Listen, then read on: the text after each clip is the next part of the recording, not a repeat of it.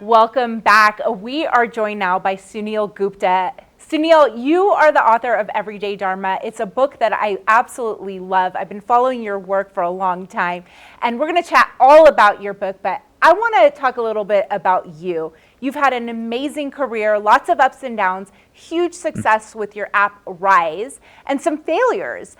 Can we start with this story that I just love? You used to call yourself the poster child for failure. What is that about? Well, the New York Times did an article in 2014 on people who fail, and my face was the cover of this article. And the story, Avijah, believe it or not, it goes viral. And there was a point in time when you could have Googled the word failure. Like, that's it, just the word failure. And my face would have been your top search result. And so a mentor of mine convinced me not to be too embarrassed by the article, but to use it. And what I did is I started reaching out to all these people that I admired. And from Oscar-winning filmmakers to celebrity chefs to leaders of large iconic companies, professional sports teams. And I would say, hey, as you can see from this article, I don't know what I'm doing. Would you be willing to give me some advice? And that was 10 years ago. And for the past 10 years, what I have been doing is I've been studying, some of the most exceptional people on the planet who have achieved the top of their game, but at their worst moments, to understand how they got from the bottom all the way back up to the top. Yeah, and pretty much everybody that we know of that is successful has been through failures. It's just part of it. So It's all thank you part of life. for normalizing that and having a sense of humor about it. It's such an inspirational story. I love it. Let's talk about the book, Everyday Dharma. So what is Dharma? What is the book about? And tell us a little bit about the inspiration for the book. Yeah, Dharma is who you are plus what you do. And what I found is that for myself and for so many other people, we can lose touch with that part of ourselves. And I wanted to write a book that really was about how do we find this essence that all of us have, and how do we start to express that to the world. The person who first introduced the idea of Dharma to me was my grandfather. It was on a porch in New Delhi, and he pointed me to the center of an Indian flag. And at the center of the Indian flag, if you look at it, there's a navy blue wheel, and that is the wheel of Dharma. And what he said to me is that as we grow older, that wheel will continue to spin faster and faster. We'll have more commitments, we'll have more obligations, and it's so easy to find yourself caught at the outside of the wheel. And the trick of it is not to prevent that from happening because it's only natural. But the trick of it is to be aware of when that has happened so that you can bring yourself back to the center. And this wheel that you talk about, there's 8 teachings of Dharma in the wheel. Am I right? There's eight teachings in the book. Yeah. Yeah, and you go through each one. Talk to me a little bit about arrival fallacy. That's something you talked about in the book, and I think it's so important.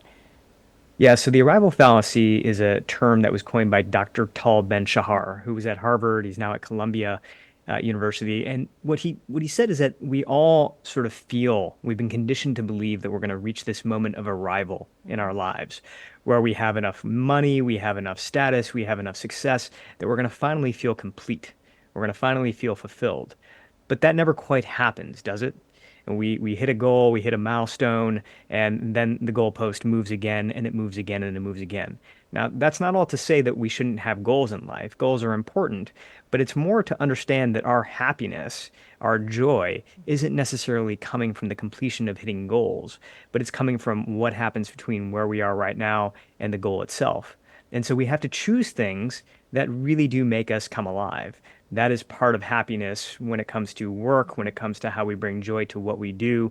And it also has to do with how we actually serve ourselves and others in the best way. Because, look, when we're having fun with what we do, when we actually enjoy what we do it better.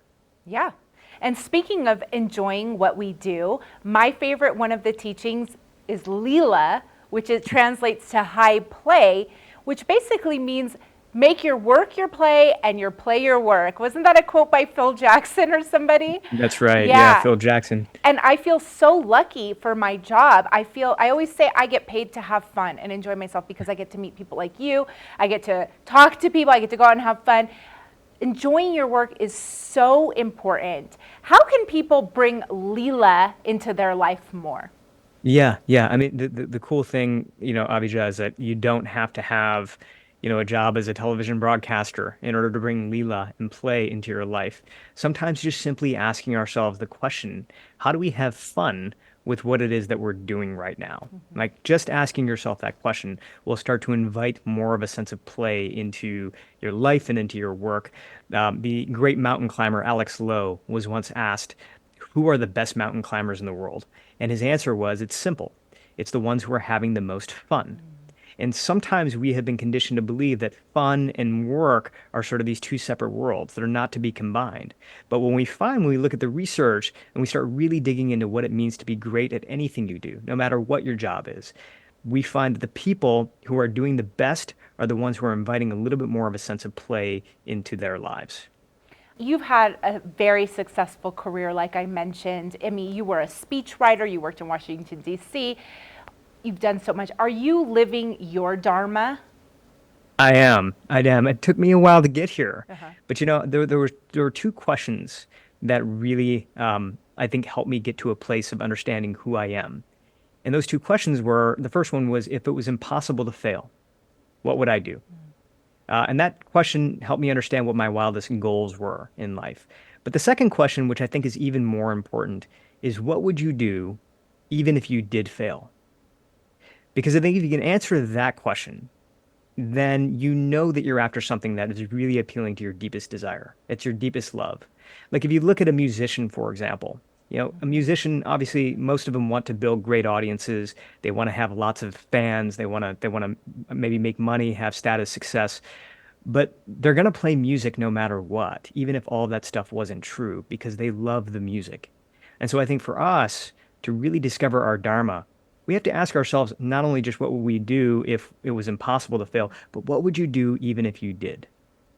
And what was the answer to that first question when you asked yourself that?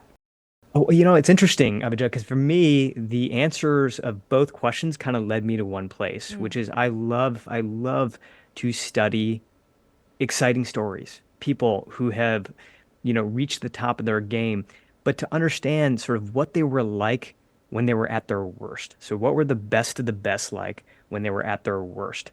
Because I think that that's where we learn the most. Like when I sat down with Bill Gates, for example, one of the things he told me is that success is a lousy teacher, right?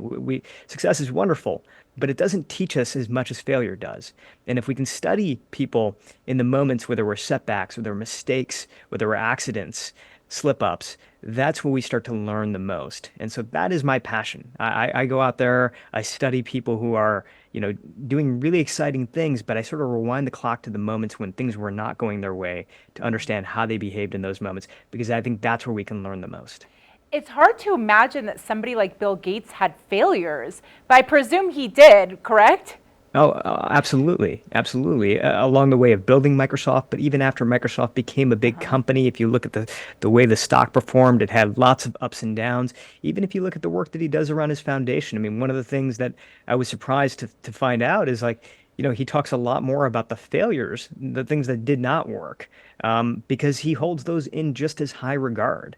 You have to go through these failures in order to understand what doesn't work. And so it's just part of the process. And I think that that really is the key differentiator, I think, of people who are able to reach their potential in life, is that for them, like the failures, the setbacks, it's all just part of the process. In fact, in some ways, it's a speedier part of the process Yeah. because you learn a lot more, you get a lot of more growth, and I think you also develop more of a sense of resilience during those moments as well, which we know serves us in every other part of our life. I love that because so many people probably they experience a failure or rejection and then they think they're not good enough and they want to give up. But if you understand the stories of all these successful people, that everybody's gone through it, that it can be really inspiring. And I want everybody to go out and get the book Everyday Dharma because it is so inspiring. I love it because this is a lot of wisdom that you bring is from ancient texts like the Bhagavad Gita, correct? Yeah, So I that's right. love hearing these stories. You bring ancient wisdom but put it into modern times and modern examples. So that's a really amazing book. It just page turner. Thank you.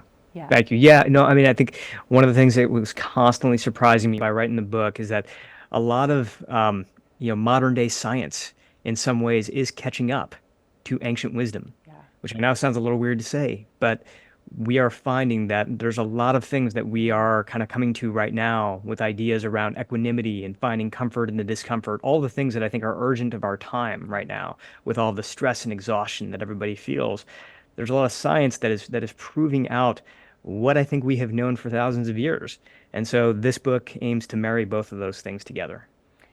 Thank you so much, Suneel, for taking the time to talk to us today. The book is called Everyday Dharma, and we'll talk to you soon, Suneel. Thank you. Thanks so much.